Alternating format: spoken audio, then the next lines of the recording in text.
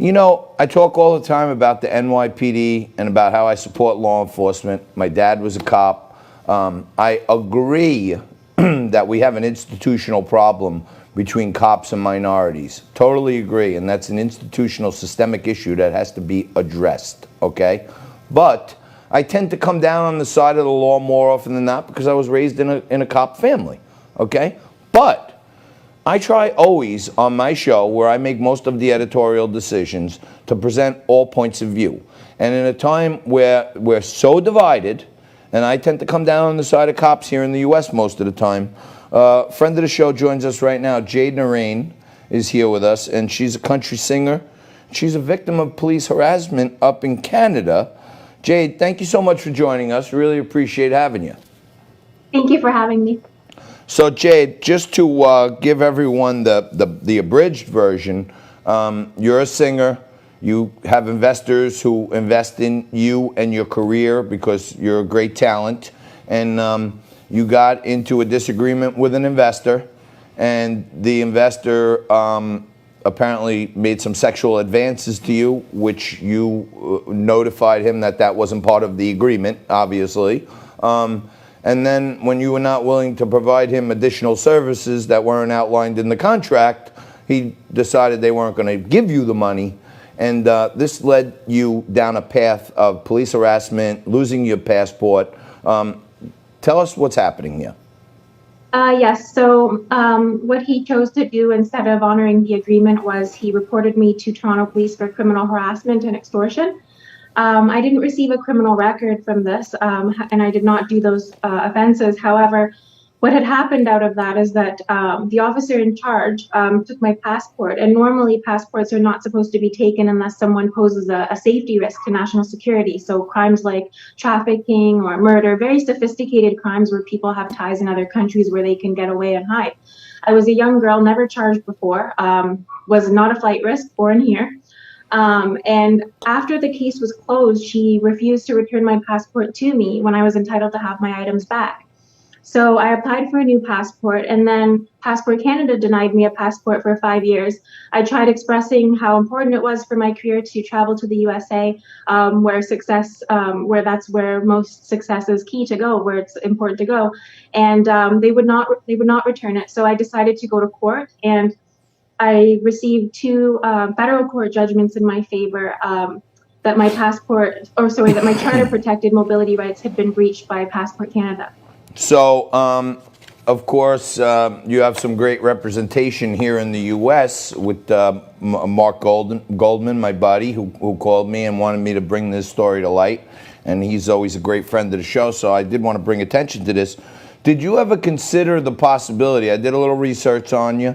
I listened to some of your stuff, and I think you're a tremendous talent. Did you ever consider the possibility that there are so few great things in Canada that maybe they didn't want your talent to leave there? So maybe they took your passport to keep you captured as a national treasure of Canada because they don't want you to defect to the U.S.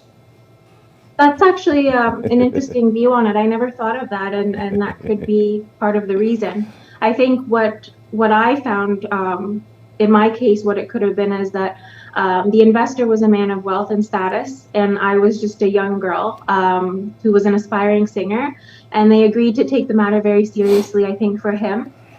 So unfortunately, I was a victim of some discrimination of being a woman and being younger and not being successful yet. And the officer in charge also, just by chance, she actually had a history in entertainment herself. So, and I seen some evidence of some emails that were sent to Passport Canada with false information regarding why she had the passport and why she was in possession of it. Wow. And how she obtained it. So, and she was also not very concerned when she found out about my suicidal state at the time from not being able to pursue my career. So I think there was a bit of just malice behind it. I'm sorry to hear that. So let me dig a little deeper here. How old is this filthy scoundrel that was, trying to get sexual advances on you for money?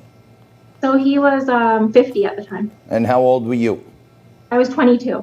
22 and 50, so that's double. That's not acceptable. It's not acceptable anyway. But so were you in what they would classify these days, in your view, like a Me Too? movement also? Like, was there actually a time where there was an attempt at forcible sexual harassment, or it was just verbal? Sorry, was there a chance that I No, I'm enforced saying, that? was there a time that it was there was actual attempt at forcible sexual harassment, or it was just verbal harassment? It was just text messages. He was sending me late at night sexual text messages where he wanted to, I guess, be intimate. He was telling me, and I just didn't really respond to them. And when it came time to pay the balance, that's when he said he was making all these childish comments like "barf" or "boohoo." We all have problems. Just leave me alone. And he didn't want to honor it. I think he was just upset about it. Got it. Okay. Well, look, I mean, I can understand, and I'm sorry to hear that your mental state was so diminished that you were contemplating suicide. You're a quite talented young lady, and it looks to me like you have a tremendous career in front of you. And hopefully, the next time you're down here in the States, you can come in the studio in person, and we can discuss how your career is going and promote that a little bit too. Thank you. I would appreciate it. All right. That is Jade Naraine. She's a great country singer. She also was the victim of sexual harassment and police harassment. So things are getting crazy out there. And if you think it's just in the U.S., nope. It's north of the border, too, up in Canada. And Jade Naraine, thank you very much. Thank you for being here for hour one. But don't go anywhere. We're going to take a quick break here. We're going to turn it around quick. We're going to come back at the top of hour one with some shocking revelations. Quite possibly the most shocking rose ceremony yet. Coming up right after this with Joe Biden's bull and more as we breeze through hour two and kick it off right after this. You're watching Liquid Lunch on Biz TV. I'm John Tobacco. Stay